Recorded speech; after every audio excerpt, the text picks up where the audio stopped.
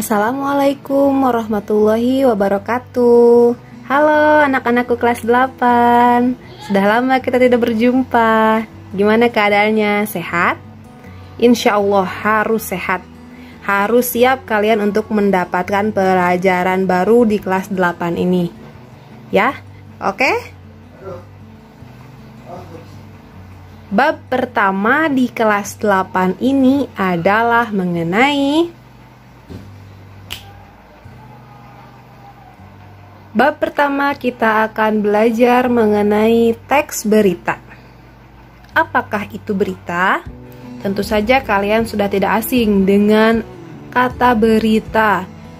Setiap pagi, siang, sore, malam di TV kalian mendengarkan berita. Atau dari orang yang sekitar kalian pun terkadang mendengar sebuah berita. Apakah itu berita? Berita adalah laporan mengenai suatu peristiwa, laporan terkini yang penting untuk disampaikan kepada orang banyak. Lalu, apakah sama berita dan gosip? Tentu berbeda. Berita berisi tentang suatu hal yang fakta, yang nyata, yang betul-betul terjadi. Berbeda dengan gosip. Gosip itu bersifat fiktif. Kenapa fiktif? Karena masih diragukan kebenarannya. Jadi kalian bisa membedakan kan antara berita dan gosip. Ada dua bentuk berita. Yang pertama ada berita lisan, yang kedua ada berita tulisan. Berita berupa lisan, contohnya berita di TV. Penyebaran virus corona di masa new normal semakin tak terkendali. Satu atau beberapa orang terkena, selanjutnya menulari puluhan bahkan ratusan orang lainnya di lingkup dalam mereka. Ya, klaster-klaster penularan COVID baru pun terus bermunculan. Salah satunya adalah melalui alat absensi fingerprint yang menyebabkan 200 karyawan dari 3 perusahaan positif corona. Radio sendiri sudah sedikit membaik, ketika ini di kita baru ramai gitu ya. Iya betul. Dan ini betul juga Pak, dan ini mungkin sedikit menghambat juga orang sekitar dan lain-lain. Lalu berita berupa tulisan, contohnya bisa kalian temukan di media cetak, contohnya koran, majalah, dan lain-lain, atau dalam media daring atau online. Kalian tahu kan perbedaan lisan dan tulisan? Lisan itu merupakan suatu yang keluar dari mulut secara langsung. Lisan keluar dari berita yang keluar dari mulut langsung. Contohnya berita di TV kan, seorang pembaca berita membacakan secara langsung, atau di radio, atau orang sekitar kita. Nah, yang berita tulisan itu berita yang berupa tulisan.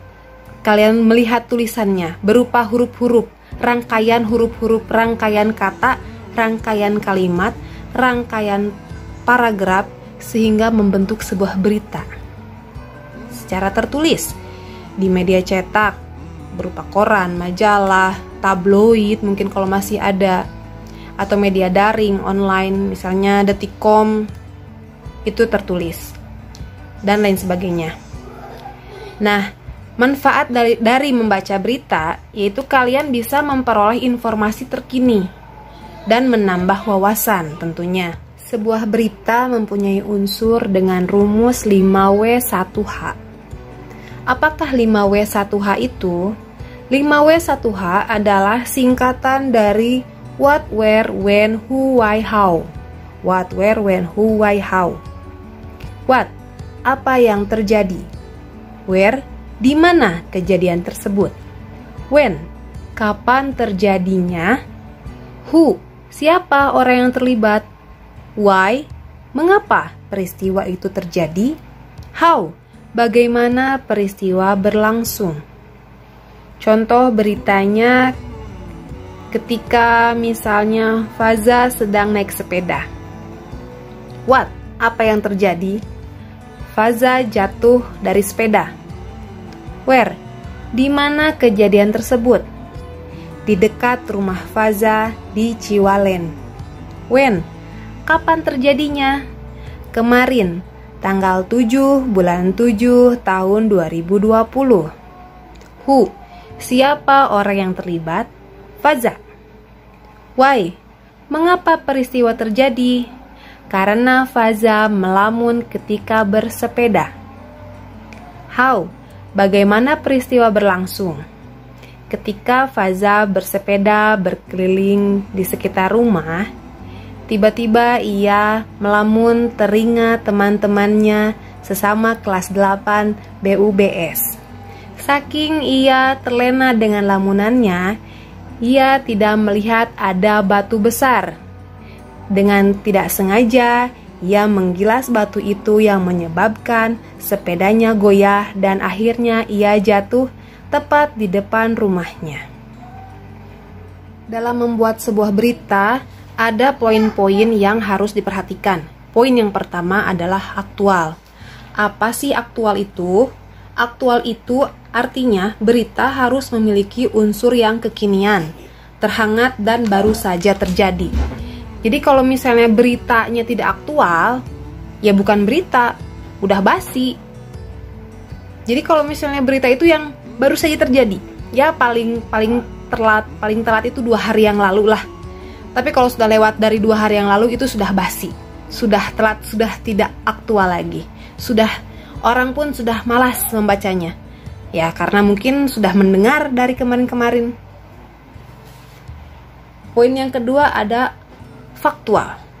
Apakah itu faktual? Faktual itu berasal dari kata fakta, yang artinya hal yang asli. Jadi berita harus menampilkan hal-hal yang asli, yang nyata terjadi dan bukan rekayasa.